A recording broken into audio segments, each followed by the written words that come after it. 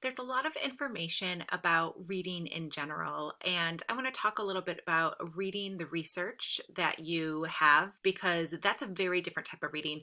I like to think about reading kind of like driving, where sometimes you're kind of in first gear, right? Especially if you remember driving stick shift, if you're really old like I do, or you saw it in the movies, right? First gear is like you're just getting going, it's really slow, right? It's a little kind of jerky. Second gear, okay, you're going down like a neighborhood, and then you have third gear a little bit higher, and then you kind of have like fourth gear where you're on the highway and just flying through. Well, most of us are used to reading in kind of that fourth gear because we read on our phones, we skim and scan, we're reading articles like BuzzFeed or something really simple for entertainment value, or just reading a lot of micro writing, which is kind of like TikTok or Twitter or any other type of social media there. And that all reading is fine, well, and good. But as you're reading for research, you're going to have to know that your reading is going to be a bit different for a couple of reasons. One, the research that you're reading is written for most likely a particular audience, which means it might be heavy with jargon. It might be stylistically different than you are used to. Also, the reading that we're doing oftentimes is online, which means it acts differently than textbooks, which we were taught to read in kind of these flat texts. But now we have so many more options online. So I want to share with you this idea of lateral reading, reading less and learning more when evaluating digital information, which I think is so important. I do have the works cited at the bottom here. This was a peer-reviewed journal that came out just a few years ago, and it's all about how we read. And the study really took 10 PhD historians, 10 fact checkers, and 25 Stanford undergrad students, gave them some testers of like, is this source reliable, is it not? And found out that the PhD historians and the students were both pretty poor at finding reliable information, where the fact checkers were excellent at it. And so they kind of have this beginning, and I summarized it here for you, that a typical student kind of abandons searches when they don't get the desired results. They rely on the first page, the basic credibility of an article, primarily on the title and the abstract. They also ignore Google snippets and rely on the order presented and focus on appearance and maybe easy navigation on a website. Also, they take about 70 seconds to base a decision if something is good or not.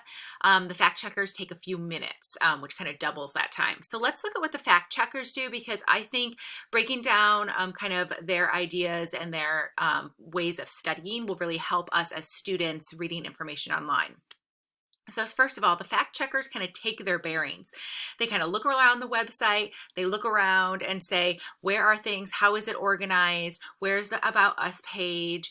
Oftentimes they Google the name or an author to get to know a little bit more about them. And you'll see that in a lot of these, and we'll talk about, they often have multiple tabs open. So it's reading laterally right across versus just reading up and down on a screen. So they also check references or a resource page to kind of check the credibility of the source that they are reading, and they ignore a mass amount of text on the page. In fact, what fact checkers do is not start just reading the information. They look outward first before they zone in. The second thing they do is they show click restraint, and this is so hard, which means they read snippets without clicking on the first entries of the Google search, and they scan before they click. This is really great if you have a focus or an inquiry question that's going to focus your ideas. Even though these other three articles or this thing popping up might be interesting, you know what your focus is, you know where you're going, and you need to focus on what's being searched, not what may be interesting, right? So it takes a lot of kind of self-control in that. The third thing is what I talked about before. They read laterally. They're not on an original site for long. They investigate the site by leaving it. We're going to practice this in just a minute. They also use Wikipedia wisely. I know we as instructors are always telling students, don't use Wikipedia, don't use Wikipedia, but Wikipedia is a great place to start your research and a great place to kind of find more research. So although we don't want to be citing Wikipedia as a primary source in our essays and our papers, we do want to be using Wikipedia as a tool, and we'll go through that. We'll talk about the content section and tabs about reliable source. Also, the fact checkers don't read everything. They kind of know how the source is laid out. They know those little sections. They know how things are structured, and so they know what's important and what's not important. They also know strategies on how to make searching and navigating more effective. So using the Control F to highlight what is being searched on the page, maybe using right click, so Command and then right clicking. whether you use the shortcut or not, it's going to open up the multiple tabs without losing the original tab you're on, and using kind of those quotations to cluster your Google searches. So we are going to look at some of this, and I'm of course going to start with Wikipedia here. So I'm going to put in Wikipedia lawnmowers environment, because that's kind of the topic I've been looking at, like how do lawnmowers impact the environment, or how does like taking care of your lawn do. So I'm going to see here, I could jump right to this, like lawn says decreasing environmental, but I'm just going to click on the first one so I can show you my thinking and how I go through. So here is like the basics of lawnmower. And this is okay if I don't know a lot about lawn mowing, but like I know what a lawnmower is. So I'm going to continue down here to this content area. This is a great spot because it's going to direct me very quickly to what I want. I want environmental and occupational impact. That's what I'm really studying. So I can look and see this study. Oh, the United States EPA, I didn't think about that as a resource. Maybe I want to click on that. So I'm going to push Command and click and open up a new tab to go to that. And it's going to bring me to this page. That's not exactly what I wanted, but I bet if I click this footnote here, it could bring me to the exact one. It's going to bring me down to the footnote, and then I can go right to the EPA article that it was discussing. And this might be a great research that I need. So another things they do is they also, oh, this one's already linked.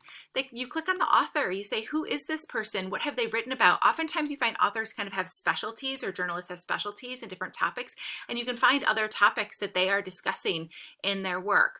So that is one way I think that is a great way to use Wikipedia. And I'm just going to click back real quick. This is really, I think, the mine of Wikipedia, or any of your articles. When it has this bibliography that is linked for you, you can go on and see some things that may really answer your inquiry question or look to your topic a bit more. So not only that, there was another thing here I wanted to discuss, knowing kind of best sources and everything like that. So I'm going to show you this kind of media bias chart that I link and have shared with you most likely before. And it kind of gives you this that one's more interactive. Oh, here we go. This one shows kind of how they create the media bias chart. So if you're like, what is this? So the media's bias chart is, something that you might not be familiar with. So what might you want to do is go down here and be like, hey, who sponsors this? What's going on? And again, most things are clickable now. I can go to Add Fontes Media, be like, who is this? Like, what's a part of it? How does it go? I could become an investor. I don't know about that. So this is not what I wanted. So I'm going to go back to Wikipedia and put in this Add Fontes Media. Add Fontes Media. Oh yeah, sometimes I put in this support funding, like who is behind it? Who's giving money to this? So should I kind of trust it? Should I not? Again, I'm going to go right to Wikipedia to kind of see, oh, it's a Colorado-based media watch group. It started in 2014. It was started by Vanessa Otero here.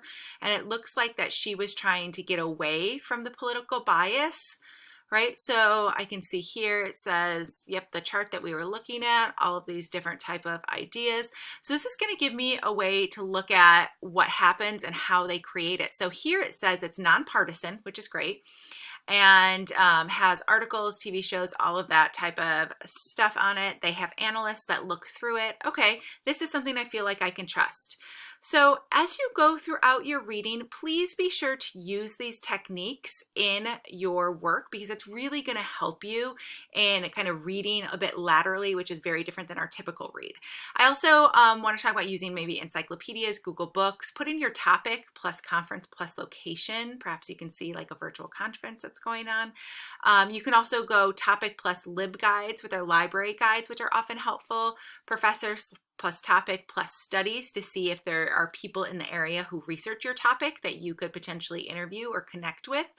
You can also check course guides at local universities, or topic plus your studies. So topic, I'd put like lawnmowers, environmental, plus all of those words to see what I get out of it, and to take kind of my knowledge to the next level, and to really be able to access the information and be like a fact checker. We're not taking everything that's out there as it's all pure and simple, but really digging into it and seeing, is this something that's going to be useful in my research, and how can I use it to better inform myself and others of this topic?